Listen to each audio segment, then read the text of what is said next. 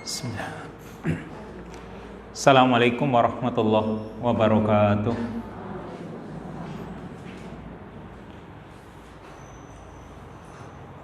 Innal hamdalillah nahmaduhu wa nasta'inuhu wa nastaghfiruh wa natubu ilaihi wa na'udzu billahi min syururi anfusina wa min sayyiati a'malina.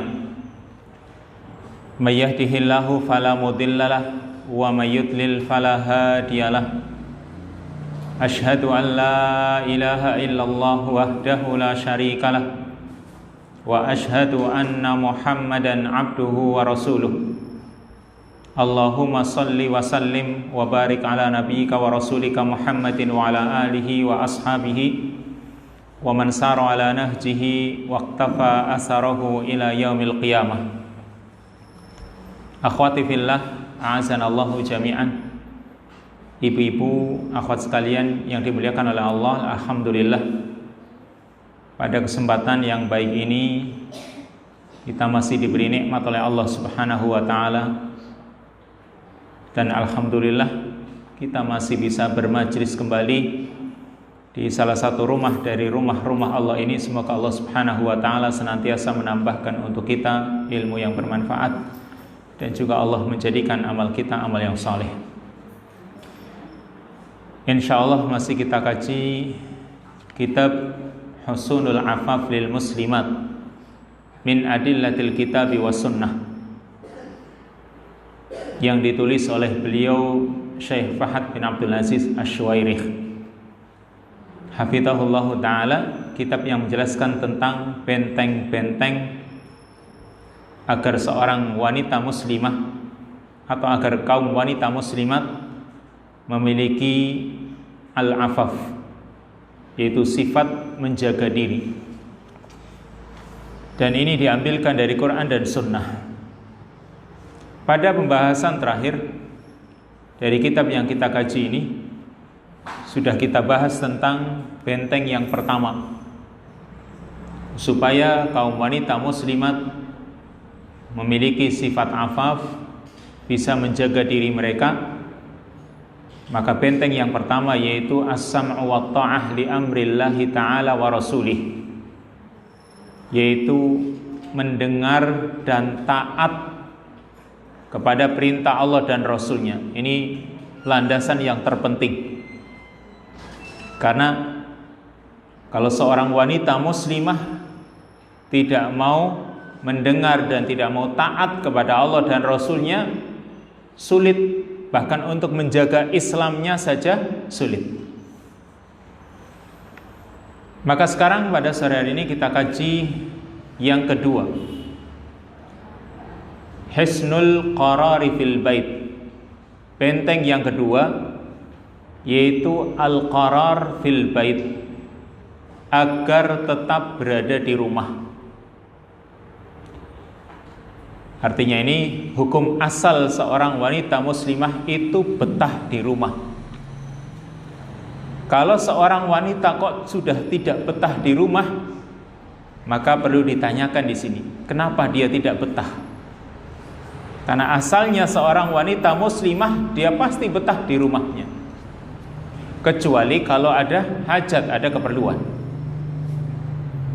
Syariat Islam yang hanif, syariat Islam yang lurus, mendorong, menganjurkan agar kaum wanita itu tetap berada di rumahnya, tidak keluar kecuali untuk hajat, seperti sholat di masjid, menuntut ilmu atau berdakwah, berziarah atau berkunjung kepada orang tua, kerabat atau yang lain.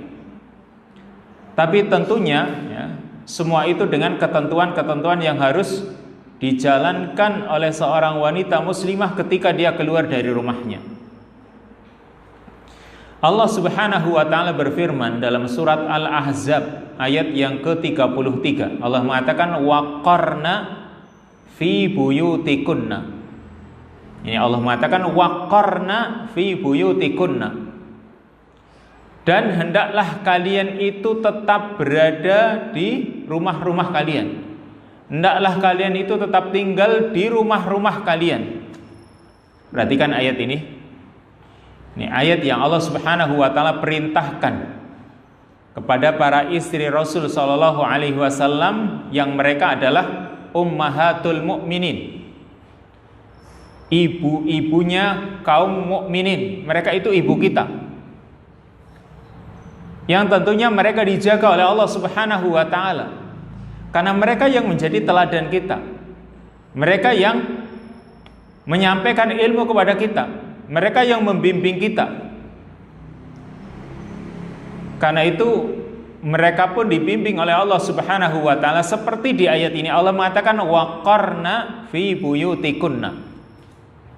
Hendaklah kalian tetap tinggal berada di rumah-rumah kalian. Perhatikan kalimat waqarna. Sedikit belajar bahasa Arab. Kalimat waqarna ada yang membaca waqarna, ada yang membaca waqirna. Ya. Waqarna dan ada yang membaca waqirna. Apa bedanya? Kalau dibaca fathah waqarna itu berasal dari kalimat qarra yaqirru, yang artinya menetap atau tinggal, yang asalnya waqrarna, ya, qarra yaqarru, ya, madda yamaddu. Berarti qarra yaqarru artinya menetap atau tinggal. Berarti kalau kita kembali kepada fi'il perintah, karena di sini perintah, asal perintah itu atau kalimat perintah dari qarra yaqarru itu waqrarna. Tetaplah kalian berada di rumah kalian atau tinggallah kalian di rumah-rumah kalian. Jadi asal katanya waqrarna fi buyutikunna. Tapi mengapa dibaca waqarna, ya? Berarti dibuang huruf ra pertama. Jadi waqrarna itu dibuang ra yang pertama. Lalu fathahnya dipindah ke huruf qaf yang mati tadi, waq. Qafnya kan disukun. Waqrarna. Nah, ra yang depan kan ra-nya ada dua, waqrarna. Qaf yang bersukun tadi kan ra-nya yang depan dibuang, berfathah. Fathahnya dipindah ke qaf. Jadinya bacanya waqarna. Berarti arti waqarna kalau dibaca qaf artinya tetaplah, tinggallah. Lalu kalau dibaca waqirna, yaitu dari kata waqara yaqiru, sama seperti wa'ada ya'idu, yang artinya tenang. Ya, kalau tadi qarra yaqarru artinya menetap atau tinggal, kalau waqara yaqiru artinya tenang. Berarti waqirna dan tenanglah. Ini asal kata waqarna. Ada yang baca tadi waqarna, ada yang baca waqirna. Kalau yang baca waqarna berarti artinya tetap, tinggallah. Dan ada yang baca waqirna berarti tenanglah. Tapi lihat penafsiran para ulama seperti Ibnu Katsir rahimahullahu taala. Beliau menafsirkan kalimat ini, kalimat waqarna fi buyutikunna. Kata Ibnu Katsir, ay ilzamna buyutahunna fala takhrujna li ghairi hajah. Artinya kalimat waqarna, tetaplah kalian berada di rumah-rumah kalian dan jangan kalian keluar kecuali untuk hajat, untuk keperluan. Ini kata Ibnu Katsir. Hendaklah kalian tetap berada di rumah-rumah kalian dan jangan keluar kecuali untuk hajat, untuk keperluan. Ini kaum wanita. Lain kalau kaum laki-laki, dia disuruh keluar untuk apa? Cari ma'isyah. Karena dia yang harus berusaha. Kecuali kalau di dalam rumah dia bisa cari ma'isyah. Tapi yang namanya cari ma'isyah, cari nafkah, itu kan harus keluar.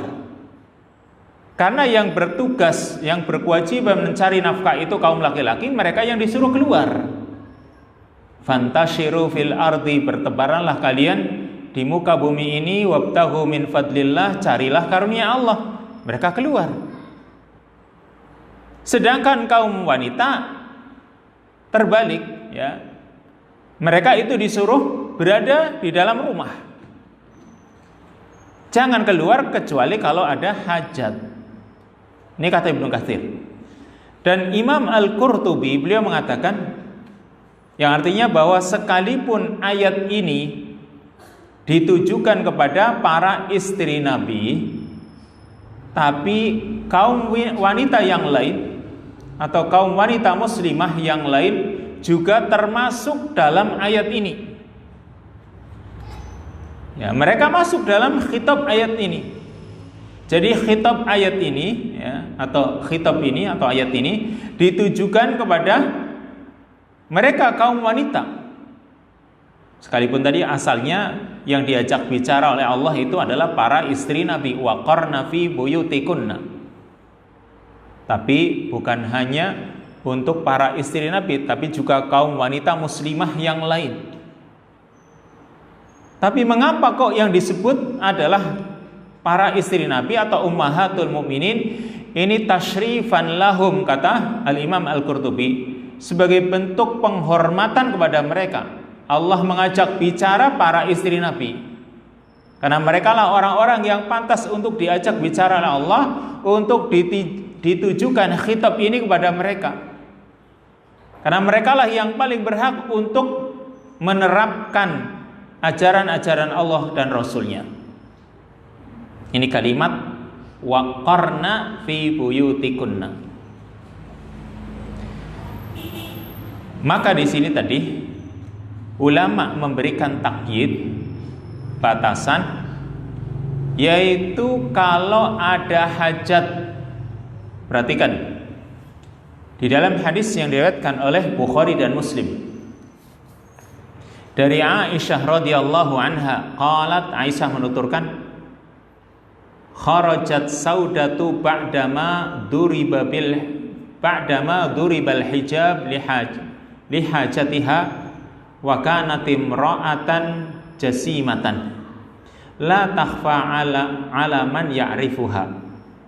Kata Aisyah, suatu hari atau suatu malam, Saudah istri Nabi yang kedua. Karena istri Nabi yang pertama adalah Khadijah, yang kedua Saudah, yang ketiga Aisyah.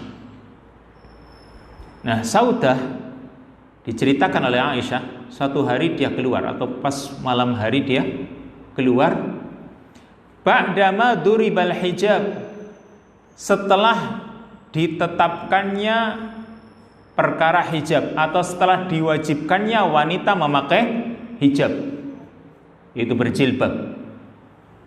Setelah kaum wanita diwajibkan memakai hijab, Saudah ini keluar malam-malam dari rumahnya untuk hajat dia, untuk keperluan dia.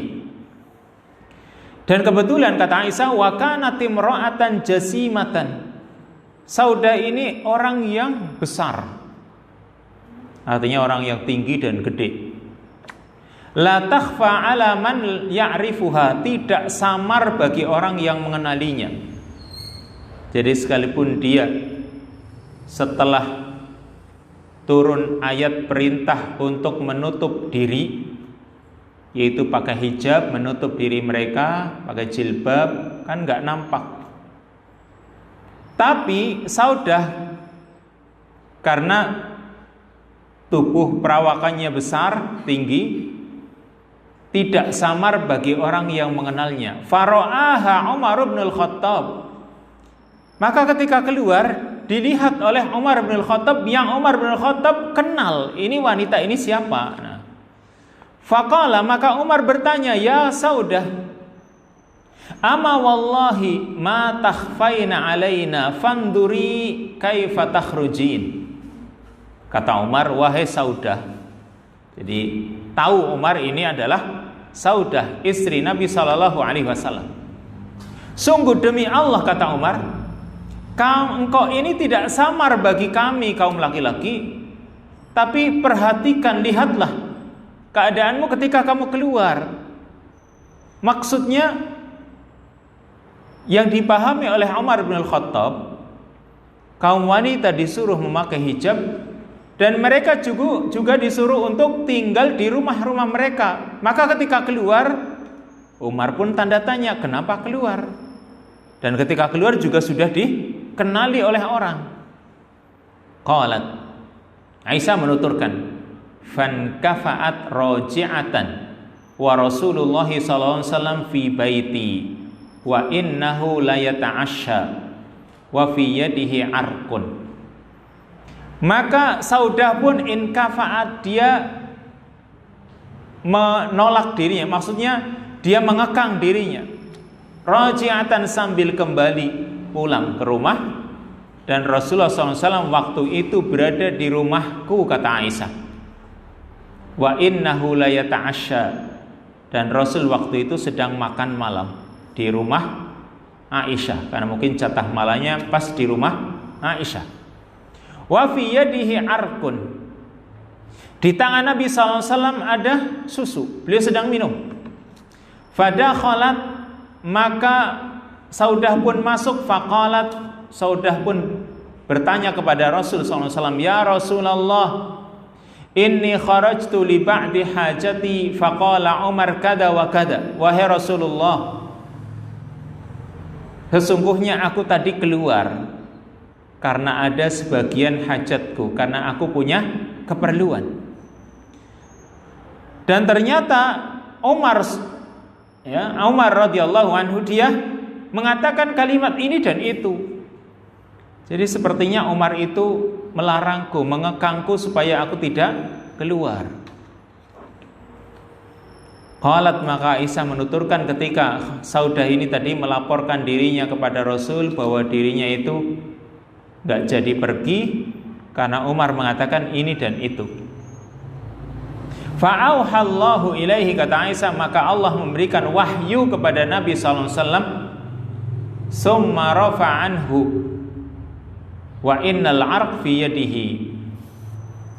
Maka diwahyukan kepada Nabi SAW, ada wahyu yang turun kepada Nabi, dan waktu itu susu masih berada di tangan Nabi SAW. Ma wada'ahu, Nabi tidak meletakkannya.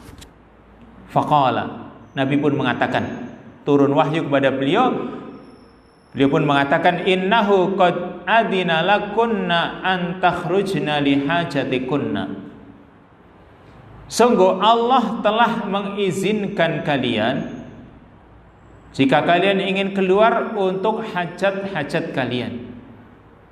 Wahai kaum wanita, ya, Allah telah memberikan izin kalau memang kalian itu punya hajat, punya keperluan. Berarti di sini, ya, ini hadis yang menerangkan tentang bolehnya wanita keluar kalau ada hajat. Qad adzina lakunna an takhrujna li hajatikunna. Allah telah mengizinkan kalian untuk keluar karena ada hajat-hajat kalian. Tapi para ulama, ya, memberikan takyid, batasan. Memang boleh keluar, tapi ada batasan-batasan, ada syarat-syaratnya. Walaupun tadi tujuan pokoknya karena ada hajat. Kalau nggak ada hajat, ya mending nggak keluar. Tapi kalau ada hajat, kemudian ada syarat-syarat yang harus dipenuhi. Apa itu? Yang pertama, para ulama menjelaskan, ya, syarat-syaratnya ketika wanita itu keluar, yaitu agar wanita itu tidak keluar dengan bersolek, berdandan atau berhias. Ketika wanita itu keluarnya itu jangan berdandan apalagi menor-menor. Pipinya merah-merah, bahkan kadang warnanya macam-macam. Kemudian bibirnya atas bawah beda, hitam dengan merah barangkali. Ini namanya bersolek yang tidak dibolehkan, termasuk memakai wangi-wangian. Dan ini sudah sering kita bahas. Karena Allah Subhanahu wa taala mengatakan dalam surat Al-Ahzab ayat yang ke-33, wala tabarrujna tabarrujal jahiliyah, tabarrujna tabarrujal jahiliyah. Janganlah kalian itu berhias seperti berhiasnya orang-orang jahiliyah dahulu. Wala tabarrujna tabarrujal jahiliyatil ula. Janganlah kalian itu berhias seperti berhiasnya orang-orang jahiliyah dahulu. Nanti kalau wanita zaman sekarang keluar baunya selembreng, wangi, wah ini ada larangan. Apalagi tadi berhias dengan muka yang jelas berbeda dari muka aslinya serta yang lain. Ini yang pertama, keluarnya itu tidak dengan bersolek, berdandan, berhias diri. Walaupun mau kondangan, Bu, walaupun dia mau kondangan bawa tasnya tas yang mahal lagi, tapi ini ya, syarat yang pertama. Kalau dia masih berhias diri, berarti dia ini belum memenuhi syarat untuk keluar. Yang kedua, ketika keluar itu tidak menimbulkan ikhtilat, bercampur baur dengan laki-laki. Kalau keluar ya hajatnya apa? Tidak bercampur baur. Yang ketiga ya, dengan pakaian yang biasa, yang tentunya menutup diri, tafalat gitu, pakaian yang sederhana, yang biasa saja,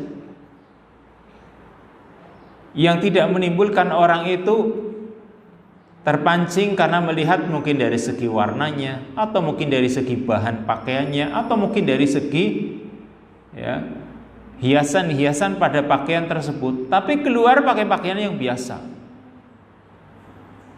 Kemudian yang keempat, jalan yang ditempuh ketika dia keluar itu dirasa aman. Tapi alhamdulillah kalau di masyarakat kita ya mungkin kemana-mana ya insya Allah aman. Serta yang terpenting yang kelima, yaitu dengan izin suami. Walaupun gak harus izinnya ya setiap hari, setiap saat ketika mau keluar izin, tidak. Tapi intinya suami sudah mengizinkannya. Ya, suami sudah mengizinkannya, apalagi kalau keluarnya itu jelas yang tanpa sepengetahuan suaminya. Maka syarat-syarat ini tadi yang dijelaskan oleh para ulama, jalankan. Kalau tidak, ya sudah berbahaya. Maka syaitan akan selalu menghiasinya. Setan akan selalu membuntutinya, mengawasinya. Semoga wanita ini bisa menjadi umpan yang lezat untuk menggoda wanita-wanita yang lain atau menggoda kaum laki-laki. Dia di sini ya, dikatakan oleh mu'allif, al-mar'ah idza kharajat zayyanaha syaitan fi nadhari rijal. Yang namanya wanita ketika keluar itu setan menghiasinya, menghiasi pada pandangan kaum laki-laki. Jangankan yang nampak auratnya, yang tidak nampak auratnya saja laki-laki bisa tertarik. Kenapa kok bisa tertarik? Karena setan menghias-hiasi sehingga laki-laki yang melihatnya pun menganggap indah. Karena memang seperti itu, setan itu berusaha ketika wanita keluar bagaimana orang itu ada yang tertipu, ada yang bisa digoda dengannya. Liyughwiyaha, supaya wanita ini tersesat dan juga bisa menyesatkan yang lain. Di dalam hadis Abdullah bin Mas'ud radhiyallahu anhu, dia menuturkan qala Rasulullah sallallahu alaihi wasallam. Rasulullah sallallahu alaihi wasallam bersabda, "Al mar'atu 'auratun idza kharajat istashrafaha syaitan." Wanita itu adalah aurat. Ya, tahu aurat kan sudah kita jelaskan dulu. yang namanya aurat itu bukan aib sehingga ditutupi, bukan. Tapi aurat itu perkara yang memang disuruh untuk menutup walaupun bukan aib. Tapi ketika dibuka bisa saja menimbulkan aib. Perkara yang memang Islam itu memerintahkan untuk menutupnya itu namanya aurat. Nah, kata Rasul, al-mar'atu aurah. Wanita itu adalah aurat, suatu yang harus ditutup. Fa idza kharajat, ketika wanita itu keluar, istashrafaha syaitan, maka setan akan menghiasinya. Setan akan mengikutinya dan menjadikan dia itu dipandang indah oleh kaum laki-laki. Dikatakan istashrafaha ay zayyanaha fi nadhari rijal. Kalimat istashrafaha, ya, menghiasinya, maksudnya setan itu menghiasi wanita tersebut sehingga kaum laki-laki memandangnya indah. Jadi membuat laki-laki itu tertarik. Dan tidak mesti semua orang tertarik pada dirinya, kan tidak. Ada juga, ya, ada saja orang yang misalnya wanita keluar, mungkin dia gak cantik, katakanlah, tapi pasti ada juga orang yang tertarik karena mungkin bukan karena kecantikannya, mungkin karena pakaian yang dilihat, mungkin dari segi jalannya, mungkin dari segi suaranya, dan lain sebagainya. Pokoknya ketika keluar, ada saja yang digunakan oleh syaitan untuk menggoda laki-laki. Berarti berhati-hatilah. Jangan sampai ketika keluar itu sudah nggak ada hajat, nggak ada keperluan, malah betahnya di luar. Kemudian syarat-syarat yang harus dipenuhi ketika dia keluar itu banyak yang tidak terpenuhi. Maka yang seperti ini setan itu sangat mudah untuk menjadikannya sebagai umpan menggoda kaum laki-laki. Kemudian sekarang kalau memang wanita itu ingin keluar, ada hajat, silahkan. Tapi kembali kepada hukum asal, dia itu alangkah baiknya berada di rumahnya. Dia melakukan aktivitas yang bisa dia lakukan sebagai seorang istri, sebagai seorang ibu misalnya, kan dia punya tugas-tugas. Lalu bagaimana kalau suaminya, yang jadi permasalahan sekarang, bagaimana kalau suaminya itu tidak mencari nafkah? Nah, ini yang problem yang memang sulit.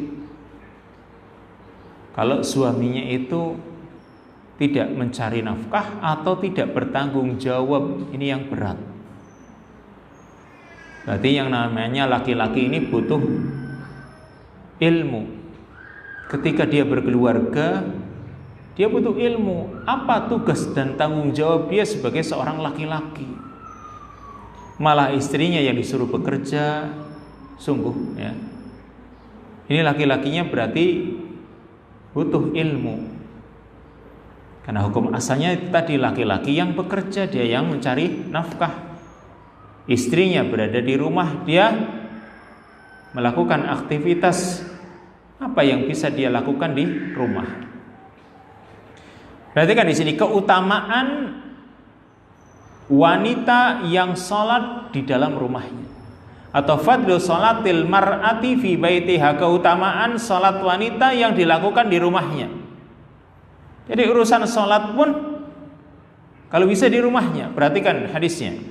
An Ummi Humaid As-Sa'idiyah radhiyallahu anha, annaha ja'at ila Nabi sallallahu alaihi wasallam faqalat, ya Rasulullah, inni uhibbus sholata ma'ak.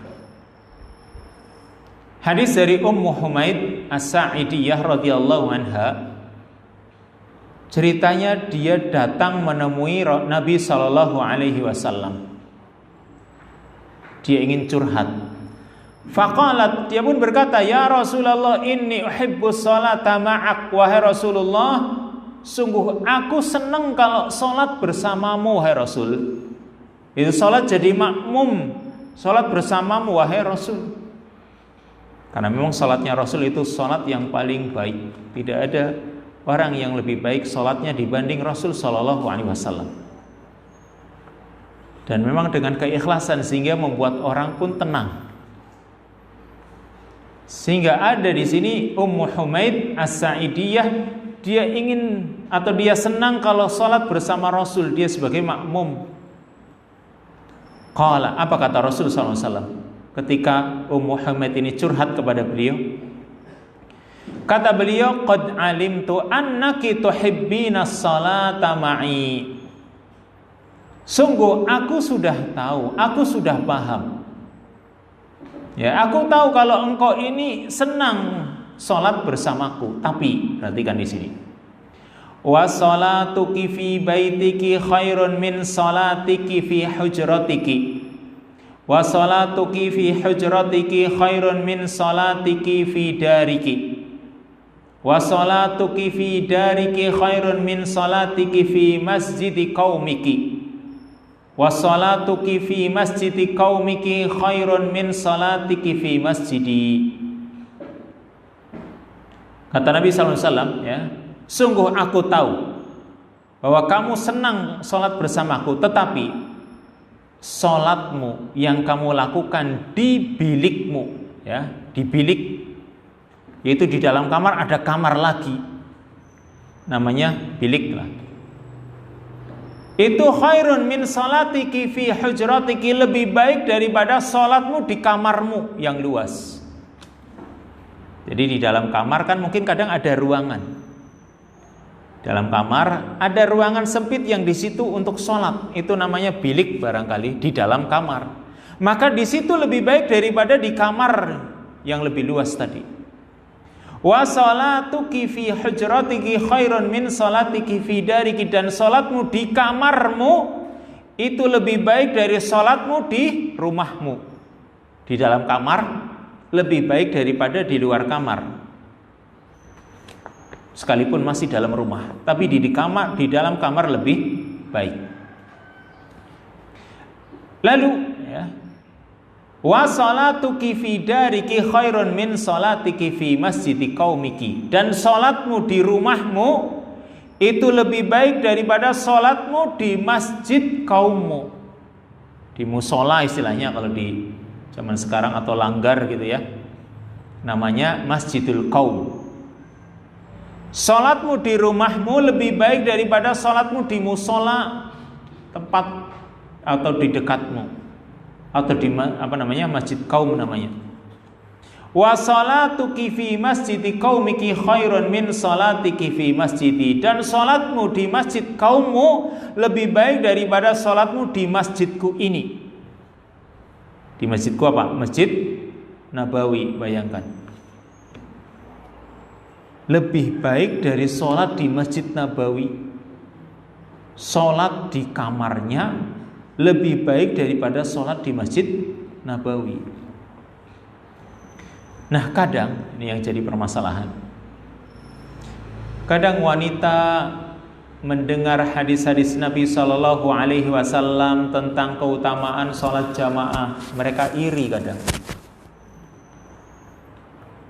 Pahala sholat jamaah itu besar sekali. Sementara mereka harus sholat di rumah, atau sementara mereka dianjurkan untuk sholat di rumah. Bayangkan sholat jamaah, setiap langkahnya dihitung pahala, dihapuskan dosa. Ini sholat jamaah. Orang yang keluar berwudu dari rumahnya, membagusi wudunya, maka ketika dia keluar, dan yang membuat dia keluar itu tidak lain hanyalah untuk sholat, maka menjadikan langkah-langkah yang dia lakukan, setiap langkahnya menghapus dosa, meninggikan derajat. Dan ini berlaku untuk kaum laki-laki dan kaum wanita. Hadis-hadis yang menerangkan tentang keutamaan sholat berjamaah, atau dia membagusi wudu kemudian dia sholat ke masjid, ini kan berlaku untuk semua orang, laki-laki dan juga wanita. Kemudian sholat jamaah itu sendiri dilipat gandakan 27 kali lipat. Apalagi kalau di Masjidil Haram atau di Masjid Nabawi, ini kan pahalanya lebih besar. Sholat di Masjidil Haram pahalanya 100.000 kali lipat di sholat dibanding sholat-sholat di masjid yang lain. Atau sholat di Masjid Nabawi pahalanya 1000 kali lipat dibanding sholat di masjid lain. Ini kan pahala yang besar.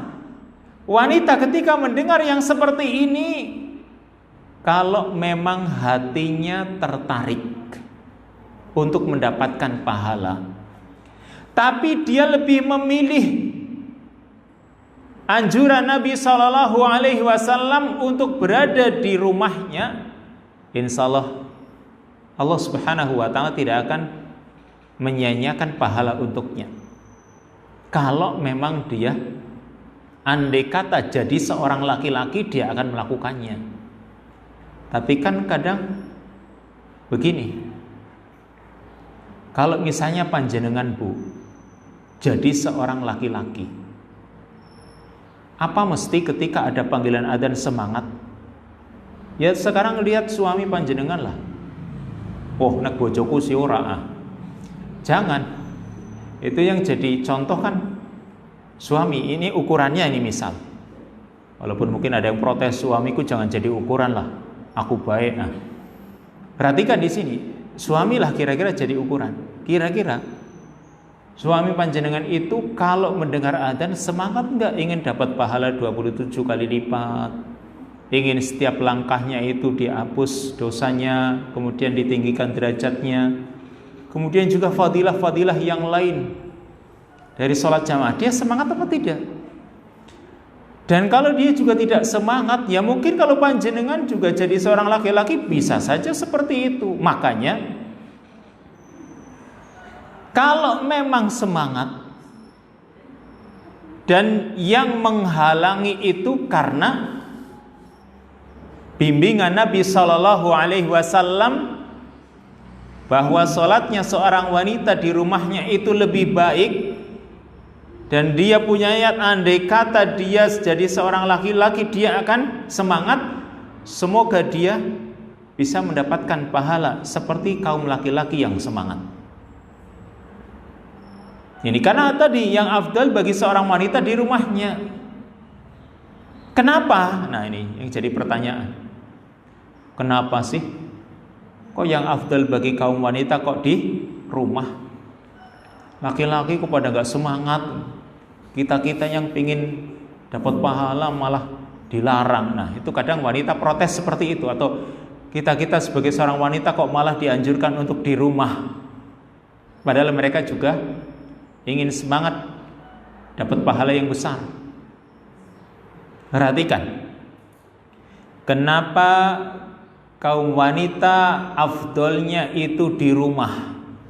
Ada sebuah kaidah, yaitu kaidah yang bunyinya umurun nisa mabniyatun ala satr. Urusan-urusan kaum wanita itu dibangun, didasari atas dasar as-satr, tertutup. Maksudnya perkara-perkara kaum wanita itu umumnya dijalankan lebih baik itu dengan tertutup.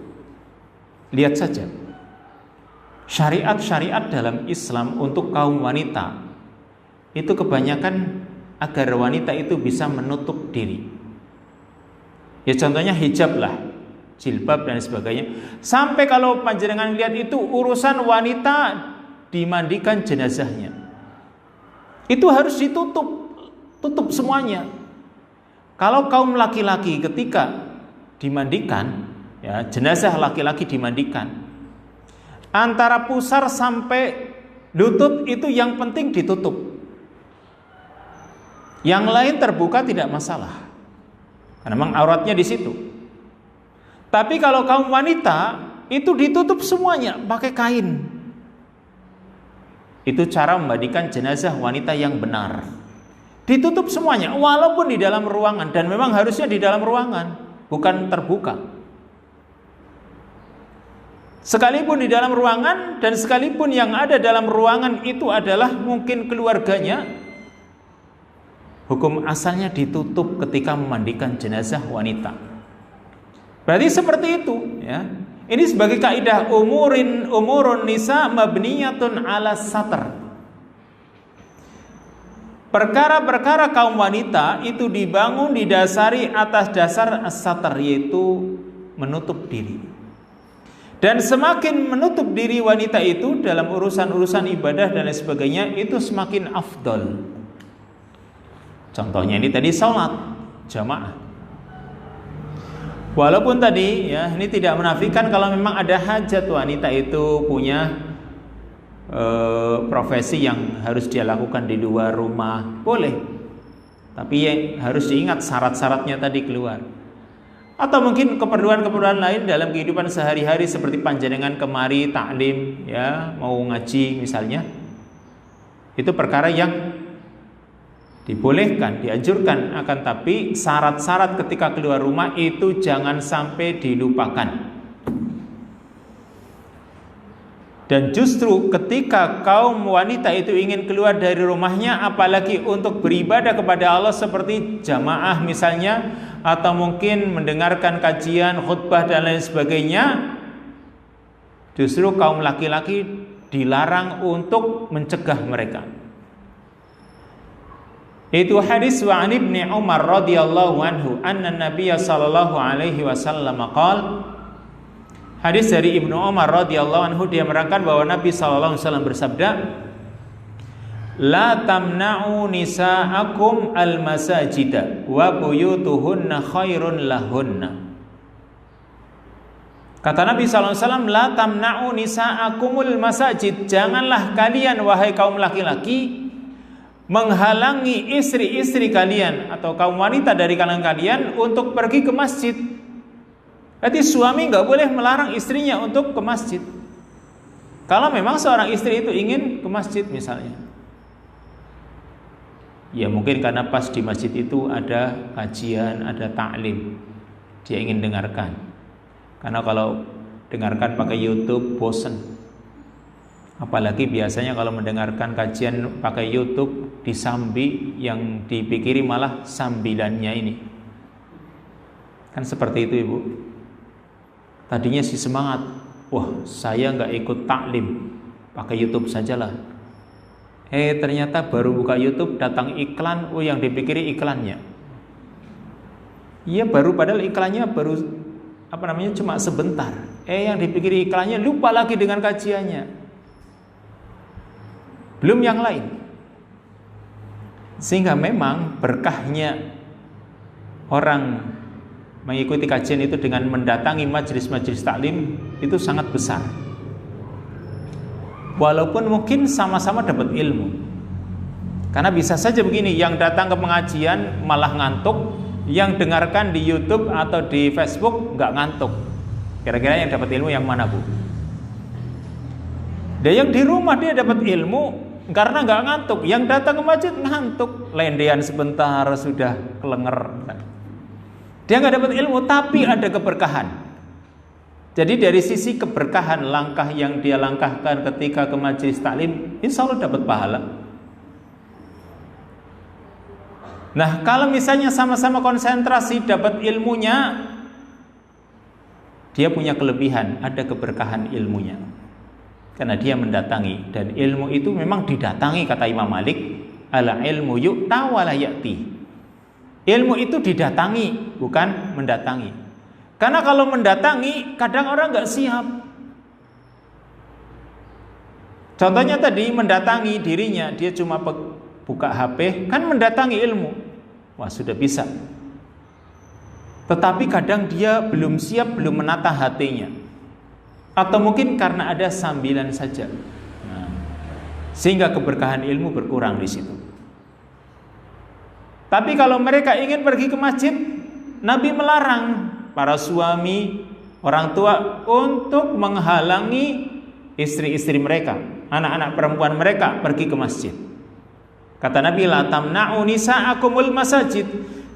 Wahai kaum laki-laki, jangan kalian halangi istri-istri kalian untuk ke masjid. Tapi sampaikan wa buyutuhunna khairun lahun. Rumah-rumah mereka itu lebih baik bagi mereka. Jadi lihat di sini Nabi sallallahu alaihi wasallam memberikan keseimbangan. Para suami enggak boleh melarang. Tapi Nabi memberikan bimbingan, rumah-rumah mereka itu lebih baik untuk mereka. Dan itu tadi berarti kalau memang kita itu nggak ada hajat, nggak ada keperluan, buat apa sih? Nah, ini bagi kaum wanita. Kalau memang tidak ada keperluan untuk keluar rumah, alangkah baiknya dia tetap berada di rumah. Karena tadi alasannya supaya lebih terjaga. Lihat hadis yang lain, wa an Ummi Salamah radhiyallahu anha anna Nabiy sallallahu alaihi wasallam qala khairu salatin nisa fi qa'ri buyutihin. Kata Nabi sallallahu alaihi wasallam, sebaik-baik salatnya kaum wanita yaitu di dalam rumah mereka. Sudah, kalimatnya khairu salatin nisa, sebaik-baik. Berarti kan ada pilihan. Salatnya wanita di masjid baik, tapi ada yang lebih baik di rumahnya. Mana? Tinggal milih. Islam itu memberikan kebebasan, silahkan milih. Kalau dia seorang mukmin yang cerdas, seorang mukmin yang berusaha menggunakan akalnya dengan baik, tentunya seorang mukmin itu lebih memilih untuk mencari yang afdal, mencari yang lebih baik dalam segala hal. Dan kita sadari ya, kita itu kalau nggak mencari yang terbaik, nanti kita khawatir menyesal di akhirat. Ternyata di sorga itu malah ada tingkatan yang lebih tinggi bagi orang-orang yang mereka itu berusaha mencari yang terbaik. Nah itu, jangan sampai kita itu menyesal. Nanti di akhirat ternyata orang-orang berusaha untuk mencari yang terbaik sehingga mereka lebih mendahului kita, atau mereka itu berada di atas kita tingkatannya nanti di surga. Ternyata mereka cuma sekedar ingin mencari yang afdal. Seperti itu pula kita. Bagi kaum laki-laki juga seperti itu, bagi kaum wanita juga seperti itu. Makanya kaum laki-laki karena afdalnya sholatnya itu di masjid, ya mereka berusaha di masjid. Sedangkan kaum wanita afdalnya di rumah, maka juga berusaha untuk di rumah. Dengan tidak ada larangan bagi mereka kalau wanita itu sholat di masjid.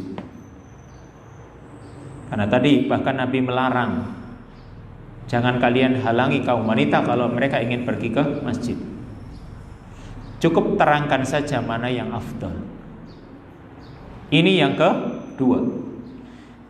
Benteng yang harus dimiliki oleh seorang wanita muslimah yang ingin mendapatkan iffah atau afaf, yaitu bisa menjaga diri mereka, menjaga kehormatan mereka. Lanjut. Yang ketiga, hisnu taghtiyatil wajhi 'alil rijalil ajanib. Benteng yang ketiga yaitu menutup wajah dari kaum laki-laki yang bukan mahramnya. Ini kalau memang ingin mencari yang afdal, menutup wajah dari kaum laki-laki yang bukan mahramnya. Berarti kalau sesama kaum wanita atau dengan mahramnya atau mungkin dengan suaminya, maka jelas ya terbuka. Tapi di sini dengan laki-laki yang bukan mahramnya, dan mahram ini sudah kita jelaskan berkali-kali. Yang dimaksud mahram di sini adalah yaitu mahram fin nikah, yaitu orang yang diharamkan untuk dinikahi. Mereka disebut al-mahram ya, atau kalau wanita ya al-muharramat minan nisa fin nikah, wanita-wanita yang haram untuk dinikahi yang Allah sebutkan di dalam ayat-ayatnya, seperti dalam surat An-Nisa dan juga ayat-ayat yang lain.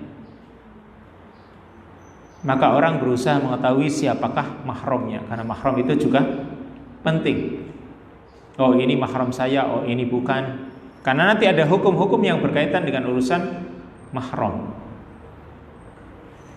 Allah Azza wa Jalla berfirman dalam surat An-Nur ayat yang ke-31, wala yubdina zinatahunna illa ma dhahara minha wal yadribna bi khumurihinna ala juyubihin. Allah berfirman, wala yubdina zinatahunna, dan janganlah mereka kaum wanita itu menampakkan perhiasan mereka, illa ma dhahara minha, kecuali yang biasa nampak darinya.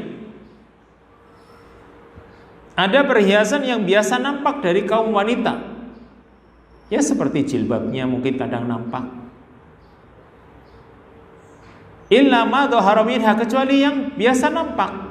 Wal yadribna bi khumurihinna, dan hendaklah mereka menutupkan bi khumurihinna, kain kerudung mereka, ala juyubihinna, pada dada-dada mereka. Ini Allah mengatakan wal yadribna bi khumurihinna ala juyubihin, hendaklah mereka itu menutupkan kerudung-kerudung mereka pada dada mereka. Jadi kerudung menutup dada. Kemudian juga Allah Azza wa Jalla berfirman di surat An-Nur pula ayat yang ke-60, wal qawaidu minan nisa allati la yarjuna nikahan falaysa alaihinna junah an yada'na siyabahunna ghayra mutabarrijatin bizinah wa ayyasta'fifna khairul lahunna wallahu sami'un alim. Wal qawaidu minan nisa, dan wanita-wanita tua yang telah berhenti haidnya. Ini khusus bagi wanita tua ya, yang telah al-qawaid ya, dia telah duduk, maksudnya sudah pensiun, berhenti haidnya. Allati la yarjuna nikahan, yang tidak ingin lagi untuk menikah. Maksudnya tidak ingin lagi untuk bercampur dengan suaminya. Falaisa alaihinna junahun ayyada'na siyabahun, maka tidak ada dosa atas mereka untuk menanggalkan kain-kain mereka. Maksudnya pakaian luar, kata para ulama, pakaian di luar yang kalau dibuka tidak nampak auratnya, itu namanya yada'na siyabahun. Bukan berarti boleh melepas jilbabnya, bukan. Tapi kain luar, pakaian luar, yang kalau mereka itu melepasnya, itu auratnya masih tertutup. Kadang kaum wanita seperti itu ya. Pakaiannya bukan cuma satu, ya, bukan cuma satu lapis, tapi berlapis-lapis. Kalau memang wanita itu sudah, tadi dikatakan al-qawaid minan nisa, wanita yang sudah tua berhenti dari haidnya, yang tidak ingin lagi ya bercampur dengan suaminya, atau mungkin dia sudah tidak ada keinginan untuk melakukan jima, maka boleh menanggalkan kain-kain mereka atau pakaian-pakaian mereka. Tadi diterangkan pakaian luar yang kalau dibuka tidak menampakkan auratnya, dengan ghairu mutabarrijatin bizina, dengan tidak menampakkan perhiasan mereka. Itu tetap saja di sini menanggalkan kainnya dengan tidak menampakkan perhiasan mereka. Wa ayyasta'fifna khairun lahunna, dan jika mereka itu mau menjaga diri mereka itu lebih baik bagi mereka. Wallahu sami'un alim, dan Allah Maha mendengar lagi Maha mengetahui. Nanti di sini tetap saja mereka itu dianjurkan untuk menutup auratnya, tertutup. Tapi kalau misalnya dia sudah tua, lalu mungkin menanggalkan pakaian-pakaian yang dengan pakaian tersebut masih tertutup, ya, dengan dia menanggalkan pakaian itu dia masih tertutup dirinya. Kalau misalnya urusan aurat itu ya, bagi kaum wanita menurut madhab Syafi'iyah, wajah dan telapak tangan itu bukan aurat, ya, atau wajah dan telapak tangan itu sudah di luar aurat, maka bagi wanita tua silahkan menampakkannya. Itu boleh kalau memang wanita itu sudah berhenti dari haidnya, sudah habis masa haidnya, atau dia tidak mengharapkan punya anak lagi sudah. Kemudian ayat berikutnya di sini tentang kaum wanita yang memang dianjurkan untuk menutup diri itu lebih baik. Allah Subhanahu wa taala berfirman dalam surat Al-Ahzab ayat yang ke-53. Jadi kalau kita renungi surat Al-Ahzab itu surat yang benar-benar berkaitan dengan adab-adab bagi kaum wanita, ya, khususnya kaum wanita. Itu surat yang sangat berharga bagi kaum wanita untuk membiasakan untuk membaca dan merenunginya. Surat Al-Ahzab. Di ayat yang ke-53 dari surat Al-Ahzab, Allah Ta'ala berfirman, "Wa idza sa'altumuhunna mata'an fas'aluhunna min wara'i hijab, dzalikum adharu liqulubikum wa qulubihin." Jika kalian, wahai kaum laki-laki, wahai para sahabat, meminta kepada mereka para wanita mataan suatu keperluan. Jika kalian ingin meminta kepada kaum wanita suatu mataan, keperluan kalian, fas'aluhunna min wara'i hijab, maka mintalah kepada mereka para wanita itu min wara'i hijab, dari balik hijab, dari balik tabir. Dzalikum adharu liqulubikum, yang demikian itu lebih bisa mensucikan hati kalian, wa qulubihin, dan hatinya mereka kaum wanita. Berarti di sini menjaga jarak, social distancing bagi laki-laki dan wanita ini sudah sejak dahulu dianjurkan, yaitu untuk keperluan saja, untuk meminta kaum laki-laki meminta keperluan kepada kaum wanita, atau sebaliknya wanita mereka butuh keperluan kepada kaum laki-laki. Maka kata Allah Subhanahu wa taala di ayat ini, fas'aluhunna min wara'i hijab, mintalah kepada mereka dari balik hijab. Dan Allah memberikan alasan supaya orang itu tahu hikmahnya, mengapa Allah Subhanahu wa taala berikan hukum di sini.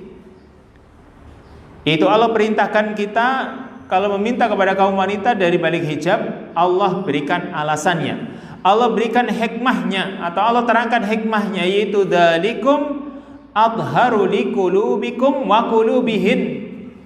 Hal itu akan menjadikan hati kalian itu lebih suci, wahai kaum laki-laki.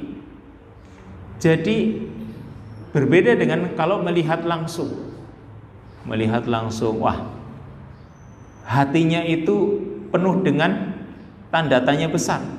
Atau dengan bahasa yang lain, ketika memandang itu jadi ngeres pikirannya. Pikirannya itu banyak yang terfikir, jadi kotor pikirannya. Makanya supaya bisa menjadikan hati kalian itu lebih bersih, dan juga hati mereka kaum wanita itu juga lebih bersih, Allah Subhanahu wa taala berikan batasan. Dibatasi. Ini loh untuk kaum laki-laki, ini untuk kaum wanita. Kalau mau ya ada keperluan, tanya melalui di balik hijab.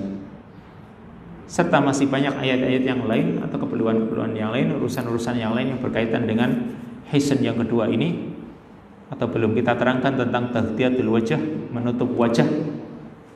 Insyaallah akan kita terangkan pada kesempatan yang akan datang biidznillah taala. Wassallallahu wasallama ala nabiyina Muhammad wa ala alihi wa sahbihi ajma'in. Subhanakallahumma wa bihamdika asyhadu an la ilaha illa anta astaghfiruka wa atubu ilaik. Assalamualaikum warahmatullahi wabarakatuh.